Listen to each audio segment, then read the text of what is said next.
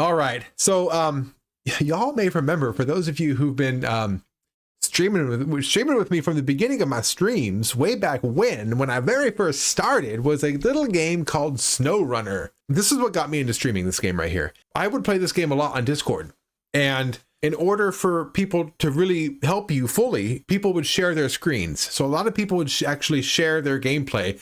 So you can see like, oh, this person's doing this right now, I should go help them do that. Or this person's doing that, I should help them do this. Stuff like that. So I would be playing this game and I would be just sharing my screen, and people would just like lurk and just hang out in the room. They wouldn't be playing the game with me.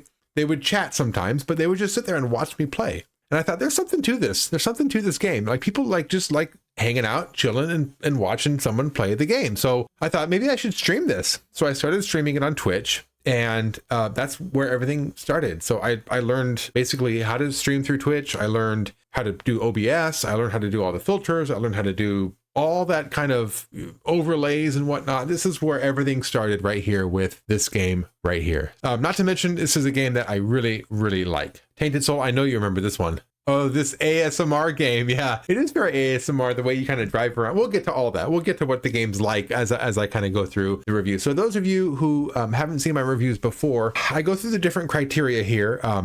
Story and characters, music and audio, graphics and visuals, level design, and gameplay. And there's also a little multiplier to the right of each of those. So a 2x, a 3x, a 4x, a 5x, and a 6x. Those are how important they are to me. So the least important is story and characters. That only gets a multiplier of 2, all the way down to the bottom, where the gameplay is a multiplier of 6. That means the most to me. So I absolutely prefer to have exquisite gameplay and great level design above graphics and music, and then story and characters is just kind of like, it's there. It's, if you want to enjoy it, you can maybe have a little laugh or have a little fun time with the story, but for the most part, it doesn't mean as much to me in the game. So let's start with that, with SnowRunner. So story and characters. So for here, consider the narrative and characters, including voice acting. Are they convincing, memorable? Do they enhance the experience? Now with SnowRunner, there's very little story. So I feel like it's a little unfair. But again, since the story doesn't mean that much to me, it's not going to bring the score down that much. But to be honest with you, there wasn't much of a story here.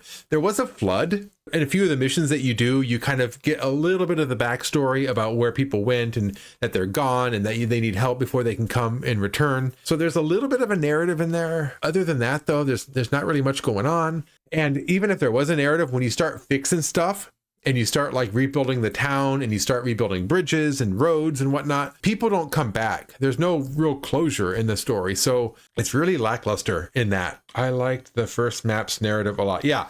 So I think each of the maps did have a different narrative, and the big flood was the one in Michigan, the very first map. But like I said, as you start to rebuild it, it doesn't seem like there's a point to rebuild it other than making your journey through the map easier. There's no people returning to the city or to the town or whatnot. So for that sake, the story and characters, it's minimal. 3 is like straight down the road. Like, it wasn't great. This isn't a 3. This is below a 3. I'm gonna go with 2. And the reason I'm not gonna go into the ones in the story, like a 1.5 or something like that, is because they did try. There was a bit of a story in there. They didn't have to do that. It could have just been rebuilding bridges and whatnot. So the fact that they had any sort of anything, you know, it deserves a little bit of a credit. So that takes care of the story. I don't think the story was anything extraordinary. It was lackluster. It could have been a lot better, but the fact that they tried to include something about a story, I think at least made it a little bit better. Okay, music and audio. So consider the soundtrack and the sound effects. So soundtrack and sound effects. So with the soundtrack, let me tell you, that little ambient music kind of in the background, the little twang of the guitar, stuff like that, it was just enough music to kind of like fill the silence, but not too much where it took away from like the zen of the whole game. Because driving around in nature, driving around at night especially, it wasn't spooky, but there definitely was an atmosphere to it. And the music was enough to fill the void, but it wasn't too much. So I like that. I really like how they did the music in this. And the audio, like the sound of the trucks driving around and the sound of the equipment being used, I liked it. I think they did a really good job with that. So if 3 is straight down the middle, this is well above a 3. I think this is going to be in the 4s as well. I like all the little flourishes and touches they had with all the sound design and the music. This is going to be a 4.5 to me. This is a well done game, I feel like. So there you go. That's that. Let's keep going. So that was audio. Graphics and visuals, art style, visually appealing and fit the genre and tone. Animation, smooth and natural. Environments, detailed and immersive. Let me tell you something. This right here, I think, the graphics and visuals, this is the standout of the entire game. The game looks amazing. The graphics are fantastic for being I mean, this isn't like a AAA game. It's close to it. I mean, it's a pretty big deal game, but it's not like, you know, like a Ubisoft game or like a something like that, right? It's kind of like an indie, but not quite. But anyway, you can't tell with the graphics. It looks fantastic. The driving through the mud, it looks so good and it feels good playing it. When you're driving up in the mountains and the hills and you actually see the skyline with the sun setting or the sun rising, it always made for such like awe moments. And those, to be honest with you, really stuck with me. The first time I played through the game, while I was playing through on stream, whenever I think back to this game, that's where my mind goes, is the scenery. I think they nailed it. I think they did a fantastic job, and I really think it's probably one of the best looking games for the atmosphere they're trying to create. So this is a 5. This game looks amazing. This game absolutely looks amazing. The art style is all on point. All the finishes and finishing touches on all the trucks and the details and the landscapes and the environments. I think it looks amazing. And the lighting, I think it looks really good. Level design. I think level design is another one that's pretty good in this game. And let me tell you why. One thing that also sticks out to me is in Michigan in particular, when you finally get to the garage, when you go out behind the garage, there's a twist and a hill that goes up, and there's this area that's like filled with mud, and it's just impossible to drive through. It looks short. You can see the end of the mud, but you just can't get to it in the early vehicles. It's just it bogs you down, and it plants a little seed in your head like, oh, that's where I want to go. I need to get over there. So you end up doing all these other missions to upgrade your vehicle as much as you can, and you keep going back to that one spot trying to get past that mud. And this game did that a lot, where it would give you a little path that looked relatively easy to get to, but then it turned out to be difficult. You know, your truck would flip over, or it get stuck in the mud, or something would happen, and you would just like, okay, maybe I need the new tires, maybe I need a new truck or something. So I do feel like the level design was pretty good on this as well. That in the level design and the level up system is kind of something that kept me coming back to this game over and over again to kind of experience those really rough terrains, but doing it again with a better vehicle. So I like this. I think it's well into the 4s. I'm gonna give it a 4.5. Boom, there it is. So that brings us to the gameplay though, guys. Consider core mechanics, controls, HUD, progression, etc. Are they intuitive and engaging? Do they offer enough depth? This one right here is the one that is kind of like, everything about this is hit or miss. Consider the core mechanics, the controls, you guys. Driving, the controls are fine.